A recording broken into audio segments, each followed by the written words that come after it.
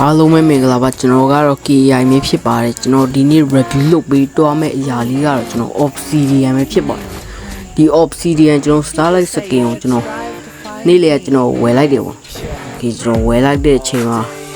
ကျွန်တော်တော်တော်များများ review တွေထွက်နေပေါ့နော်ဒါပေမဲ့ကျွန်တော်အခုမှဆင်ပြီးအခုမှဝယ်ရပါတော့ခေဒီတော့ review လေးစလိုက်ရအောင်ကျွန်တော်တို့ဘယ်လောက်ထိ effect တွေလာမလဲဆိုတော့ okay ကျွန်တော်တို့physical ပြစ်ကြည့်တာတော့သိုးဖို့လေကျွန်တော်ဒုံးကြီးကြီးပေါ့နော်ပြစ်လိုက်ထွက်လာ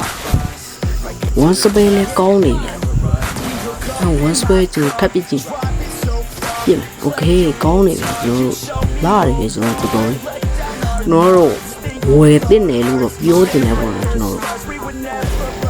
ပြီးတော့ကျွန်တော်တို့ဒီညမှာပေါ့နော်သူစပယ်သုံးကြည့်ရတယ်ကျွန်တော်အလဲမှာဘာလို့ပေါ်လာလဲတော့မသိဘူးတော်တော်လေးမိုက်တယ်ပေါ့လေကျွန်တော်ပြောမယ်ဆိုရင်သူစပယ်သုံးလာတယ်တော်တော်လေးထင်ရှားတယ်ပဲကျွန်တော်ဖတ်တယ်လာတယ်ကျွန်တော်ပြောမယ်ဒီပြစ်ကြည့်အောင်ခဏလေးကျွန်တော်ဘောကိုချပြီးတော့ပြစ်ကြည့်လိုက်ပါမိုက်တယ်ခဏလေးပဲကျွန်တော်ဒီအောက်က stack ကတူးပဲရှိတော့တိတ်ပြီးတော့မပေါ်လွန်သေးဘူးပေါ့အခုလိုရှစ်တော့ရောက်ကွယ်3ကျွန်တော်25နဲ့စမ်းကြည့်မိုက်ဒီပဲကျွန်တော်ရှယ်ပြီးပေါ့ကျွန်တော်ဒုံးကြီးပြရတယ်ကျွန်တော်ဝယ်လိုက်တာမန်နေပေါ့နော်ဟုတ်ကဲ့ဒီစကင်ဝယ်ဖို့ကျွန်တော်တို့